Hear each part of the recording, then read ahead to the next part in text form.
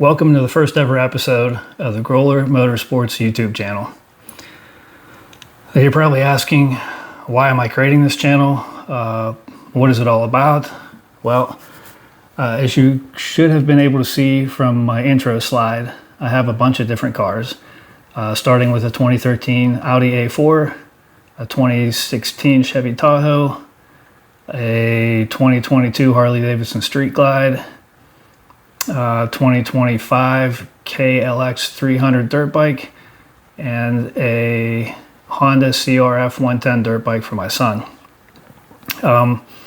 Over the years, I've done a lot of projects on those cars, upgrades, modifications, things of that nature, and it occurred to me that if I had recorded those and documented everything, it might have been very helpful or useful to somebody else, hence the creation of this channel. In this first episode, I'm going to talk about my most recent acquisition, which is a 2026 Subaru BRZ TS model.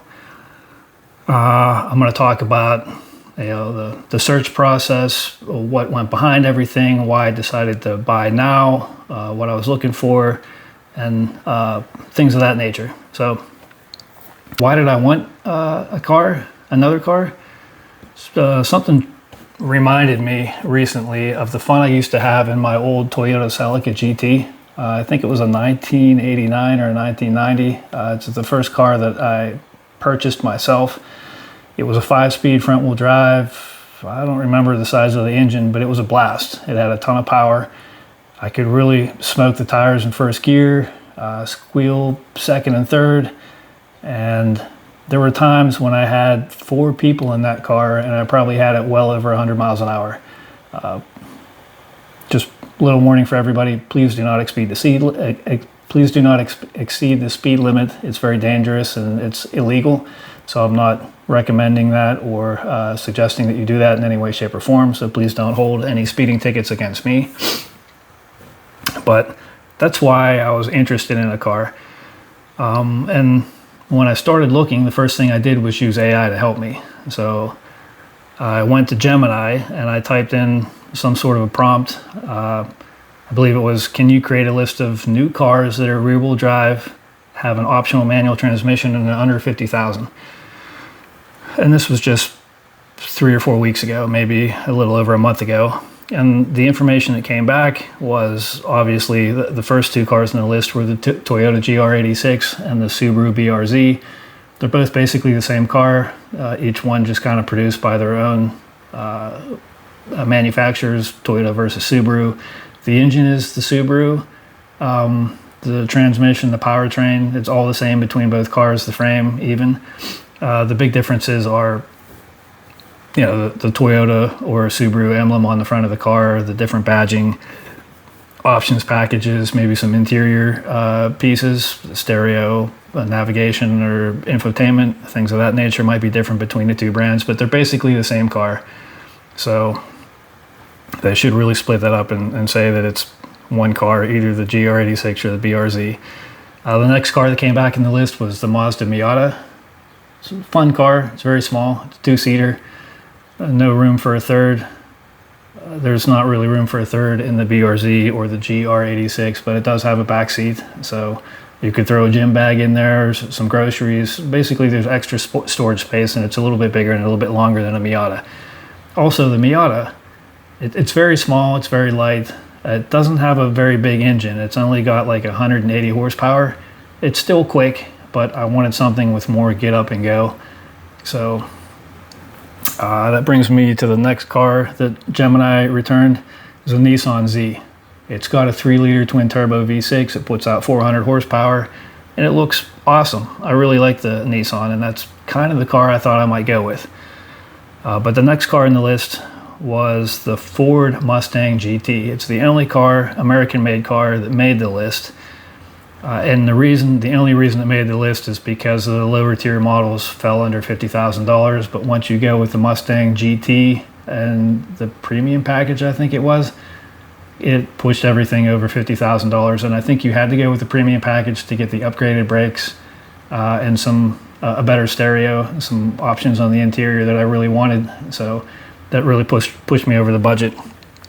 Also, I will say this, I did test drive the Mustang. It was a great car. It's a lot of fun, a ton of horsepower. The only thing they had on the lot was an automatic, so I didn't get to play with the transmission to see how it shifted. But the big thing I noticed was how high the hood was, and it's straight. So you can't really see over the hood. You can't tell where it drops off. So when you're in traffic or when you're parking the car, it's really hard to tell how close you are to an obstacle. So for that reason, I really didn't like it. It's not unsafe. I like to be able to see over the hood, to know where the front of my car is so that I can drive better, park better, all of that stuff. So that was how I started. I did a Gemini search. It returned the 5 results. And then I went into the individual vehicles. I started with the American Muscle first. The 2 EcoBoosts were well under $50,000, but they're V6s. Why buy American Muscle if you're going to get a V6? So to me, the only Mustang that was even an option was the GT Fastback. And when I started to build the GT Fastback, it quickly went over $50,000. So I'll click that. Hopefully this page loads. It defaults to a more expensive paint color, the Molten Magenta Metallic Tinted Clear Coat, which is $1,000 extra. But look, we're already at $50,458 for the price, and all we did was change a paint color. So I know adding brakes and a better performing stereo is going to definitely push us over $50,000. It did automatically select the 6-speed, so it's not going to take anything off for having the manual transmission. And as I said, we're already over $50,000. I didn't like how high the hood was. I couldn't tell how close I was to objects in front of me. So that pretty much ruled that car out. So I'm just going to close that tab. The next car that made the list was the Nissan. And interestingly enough, it's a high power twin turbocharged V6. It puts out 400 horsepower. It's a very light car, and it's rear wheel drive. The base model does not come with a limited slip differential, which seems odd to me. So if I was really hitting the gas and trying to race somebody at a red light, which again is illegal, but maybe something that I might do if nobody else was looking, it would just sit there and spin the one tire. So what's the point, right? I definitely wanted a limited slip differential so I could get off the line as well as I can, at least, better than a single track. So to do that, I would have to go up to the performance package. And as you can see here, that puts me at almost $53,000 without changing any other options. If I wanted a different paint color, higher grade radio, or better brakes, that would probably push me closer to $60,000. So that kind of rolled out the Z. And then I went to building and pricing the BRZ. And this is actually almost the exact car that I got. It was a 2026 BRZ TS in the blue pearl paint. And if you look at it, it comes with, so it has everything that the Limited has plus these extra features. The track tested suspension, Torsen limited slip differential, 228 horsepower, boxer engine, multimedia system. That's all interior stuff. I'm not worried about that. But the TS version includes the STI Sport Tune suspension, the Brembo brakes package, which, I mean, if you were to order that as an upgrade to the car, it would cost more than $38,000. So the price of the car and the brakes combined. So this options package is definitely worth the price. 18-inch dark gray metallic alloy wheels. The wheels don't really matter to me. It was the limited slip differential and the Brembo brakes, and the suspension was an extra perk. So all things pointed to BRZ. So looking at the car, it was great. So I had no problems with it, and I was, trying to consider everything possible. So I went to Gemini again, and I started thinking about, is it a reliable car? Am I going to have to worry about it breaking down? Are there any issues with it? So I asked Gemini, are there any known issues with the 2026 Subaru BRZ? The trim level doesn't really matter, so I just type that in. It's going to scour the web and put together an answer for me. Hopefully it doesn't take too long. Here we go. It's been around for years. Its quirks, strengths, and mechanical habits are well documented. First, a quick piece of housekeeping. Engine valve spring fracture. So there might be a recall on the engine. Not that I'm aware of though, but however, if you're looking at buying or owning the BRZ, there are a few platform-specific known issues and enthusiast complaints you should know about: the powertrain, RTV, and oil starvation. So these aren't huge issues for me because I'm not planning to use this as a track car. I may next year sign up for autocross, but even if I do, I'm only going to go once or twice a year. It's basically just a fun car to drive around back and forth to the grocery store, run errands, go to the gym, that kind of thing. But there's excess factory sealant on, I believe it's the oil pan. Sometimes that excess sealant can fall into the oil, make it through the engine, and clog a filter screen somewhere. If that's a concern that you're worried about, you can have at your first oil change, the mechanics at the Subaru dealership drop the pan, check for any RTV sealant in any of the screens or filters. If there is, clean it out and then put the pan back in and change the oil. So it's also something you could do yourself. It really isn't that difficult.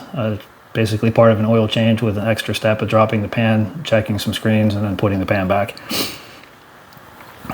Track day oil starvation. That is a known issue with the 2.4 liter boxer engines. It's specific to track day. So if you're not going to take it exclusively to the track and run it hard with sharp turns, hard acceleration, braking, blah, blah, blah, you're not going to have to worry about this. But under high G right-hand turns, the oil pickups let me just read it to you instead of trying to guess what it says. Under hard, sustained cornering to the right, oil can pull up in cylinder heads and pull away from the pickup tube, causing dangerous drops in oil pressure. It's not something I'm going to do, so I'm not really that worried about it. Even if I was, there's a quick, easy fix here that a lot of track day enthusiasts have put in. Just add an extra half quart to a quart of oil to when you do your oil changes to make sure it's a little bit higher than usual. And even with the high G turns, it won't starve the engine of oil. Manual transmission character, second gear notch. I've been driving it for over 100 miles. I haven't noticed any second gear notch, but even if it is, if you know how to drive a manual transmission, that's not a big concern. Vague clutch assist spring. I have had some issues with this. It's not huge. It's just the friction zone on the clutch for this car is very small. So when it starts to catch, you just kind of have to ease it out. It's something you'll learn over time. Interior comfort tech and NHV, thin paint and plastics, infotainment phone, connection bugs, minimal insulation. So there's basically nothing here to complain or worry about. And then the next thing I did, or basically the last thing I did, is again, I need to go to Gemini. So I don't need to go to Gemini, but this is what I did. I basically asked it,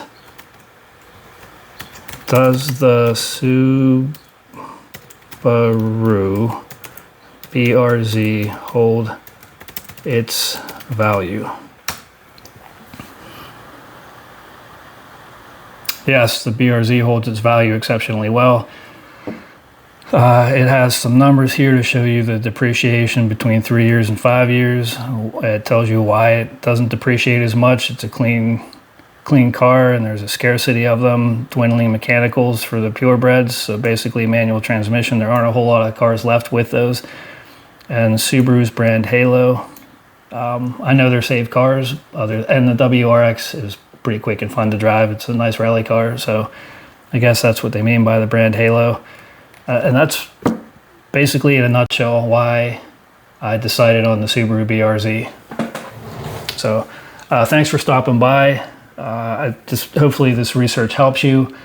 In my next video, what I'm going to do is put together all the information and document my dealership experience and how I negotiated a little bit off the price and some dealer add-ons at no cost. So look for that video. And don't forget to smash the like button and subscribe to the channel. I have a ton of more videos coming up. I'm going to install a bunch of aftermarket upgrades to my car, and I will video and document the entire process, review the individual upgrades that I apply, and share my experiences with it. So thanks for stopping by.